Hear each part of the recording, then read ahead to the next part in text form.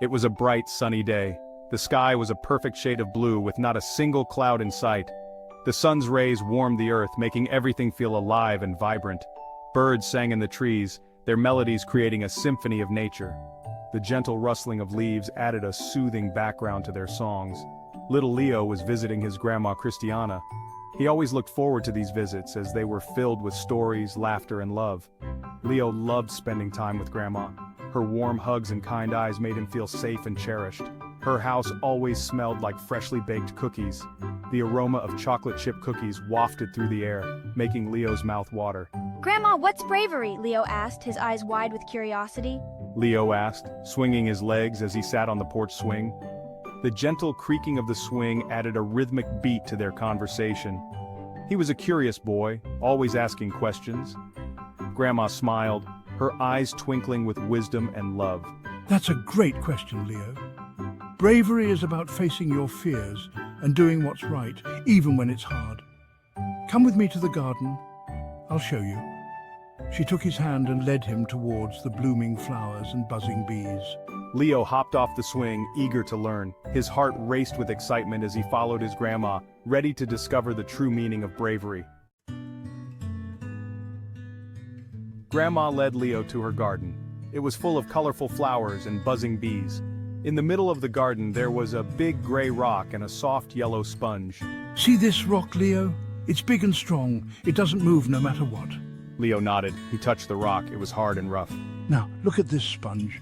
Grandma said, picking up the soft yellow square. Leo touched the sponge. It was light and squishy. He marveled at how it felt in his hands, so soft and pliable, almost like it was alive. The sponge seemed to respond to his touch, compressing and expanding with ease. "It's so different from the rock. The rock is hard and unyielding, cold to the touch. It doesn't change shape no matter how much pressure you apply. It's like a fortress, impenetrable and steadfast." Exactly. The rock is like someone who pretends they're not scared. They put up a tough exterior, showing no signs of weakness. But inside, they might be feeling a lot of emotions they don't let out. They hold everything inside, like the rock doesn't move. But the sponge, well, the sponge is different. It absorbs everything around it, taking in the water, the emotions, the experiences. Grandma held the sponge under a drippy watering can.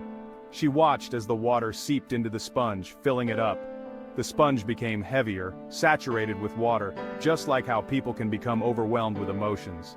The sponge is like someone who is brave enough to feel their feelings. They don't shy away from their emotions. Instead, they embrace them, allowing themselves to experience the full range of human feelings. They let the sadness and fear wash over them, just like the sponge soaks up water. And in doing so, they become stronger, more resilient. They learn to cope with their emotions, to process them, and to grow from them. The sponge and the rock, two different ways of dealing with the world, each with its own strengths and weaknesses. Leo watched the water disappear into the sponge. He was fascinated by how the sponge could take in so much water, almost as if it was never ending. "But Grandma, doesn't the sponge get full and soggy? How does it keep absorbing more and more water?" It does, Leo. Just like us, the sponge can only hold so much before it needs to be squeezed out. But then we squeeze it out and it's ready to soak up more. It's a cycle, just like our emotions. We need to let them out to make room for new ones. We can't always be strong like the rock. Rocks are solid and unyielding, but they can also be heavy and hard to move. Sometimes we need to be like the sponge, soft, absorbent and flexible. We need to allow ourselves to feel and process our emotions. Leo thought about this. He realized that he often tried to be tough like the rock, holding in his feelings and not letting anyone see his vulnerability.